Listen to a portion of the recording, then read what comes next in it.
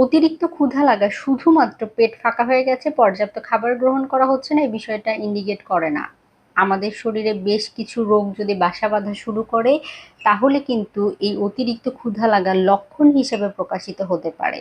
কি কি রোগ, কি কি মারাত্মক রোগ, সেটা নিয়ে আজকে বিস্তারিত কথা বলবো। আজকে পুষ্টিবিদ নাহিদা আহমেদ, একটা পেশেন্ট দেখছিলাম, তার হুট করে অতিরিক্ত ক্ষুধা লাগে, এই সমস্যা বেড়ে গিয়েছে। এই আজকে পেশেন্টটা দেখার মধ্যবর্তী সময়ে আমি আসলে ভিডিওটা করছি। আমার মনে হলো যে টপিকটা আমি ভুলে যেতে পারি, তাই আমার শ্রোতা যারা আছেন বা ফলোয়ার্স যারা আছেন তাদের উদ্দেশ্যে মনে হলো ভিডিওটা করা জরুরি, সেজন্য একটা ছোট্ট ভিডিও নিয়ে উপস্থিত হয়ে গেলাম।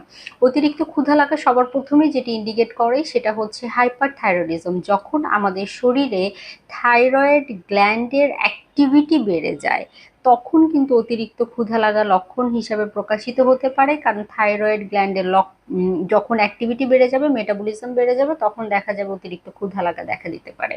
তার পরবর্তীতে হতে পারে ডায়াবেটিস। যাদের প্রি ডায়াবেটিস অথবা ডায়াবেটিস মাত্র শুরু হয়েছে, তাদের অন্যান্য লক্ষণগুলো না দেখা দিলেও অতিরিক্ত খাবার খাওয়ার চাহিদা তৈরি হয়েছে, এই লক্ষণটা কিন্তু প্রকাশিত হতে পারে। তার পরবর্তীতে যে বিষয়টা বলবো সেটা হচ্ছে অ্যাংজাইটি বা স্ট্রেস। আমাদের অনেক সময় হিডেন স্ট্রেস বা অ্যাংজাইটি থাকে, যেটা পরবর্তীতে গিয়ে প্রকট আকার ধারণ করে। তাই অতিরিক্ত ক্ষুধা লাগছে এই লক্ষণ যখন আপনি দেখবেন, হুট করে ক্ষুধার পরিমাণ বেড়ে গিয়েছে, তখন আমাদের অবশ্যই বিষয়গুলো টেস্টের মাধ্যমে হোক বা ক্যালকুলেশনের মাধ্যমে হোক একজন বিশেষজ্ঞের পরামর্শ নিতেই হবে। সমস্যা কি সেটা বের করতে হবে। তো স্ট্রেস যখন বেড়ে যাবে, স্ট্রেস হরমোন কর্টিসল বেড়ে যাবে, সে আবার কি করবে, আমাদের ক্ষুধা লাগার যে হরমোন যেটি আছে গ্রেলিন, সে তার সিক্রেশন বাড়িয়ে দিবে। এতে করে আমাদের কিন্তু দেখা যাবে যে ক্ষুধা লাগার অনুভূতিটা প্রকট আকার ধারণ করবে। তারপরে হাইপোগ্লাইসেমিয়া, অর্থাৎ সুগার লেভেল কমে গেলেও বা যাদের সুগার লেভেল ফ্রিকুয়েন্টলি বারে বারে কমে যায়, হঠাৎ করেই কমে যায়, তাদের এই লক্ষণ প্রকাশিত হতে পারে। এটাও টেস্টের মাধ্যমে নিশ্চিত হয়ে নিতে হবে।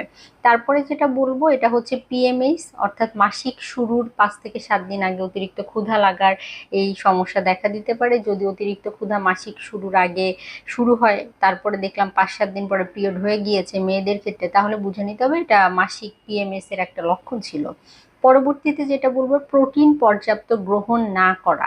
শরীরে প্রোটিনের ঘাটতি যদি দেখা দেয়, তাহলে কিন্তু আমার শরীরে পরবর্তীতে গিয়ে বিভিন্ন রোগ তৈরি হতে পারে।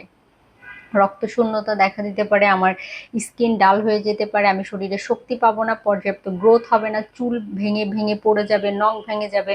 এই জাতীয় লক্ষণগুলো পরবর্তীতে গিয়ে যখন অতিরিক্ত প্রোটিনের ঘাটতি তৈরি হবে তখন দেখা দিতে পারে। কিন্তু প্রাথমিক স্টেজে পর্যাপ্ত প্রোটিন গ্রহণ না করা হলে আপনার বিভিন্ন ধরনের সুগারি বা অতিরিক্ত সিম্পল কার্বোহাইড্রেট এই জাতীয় খাবারগুলো গ্রহণ করার ক্রেভিং কিন্তু বেড়ে যাবে।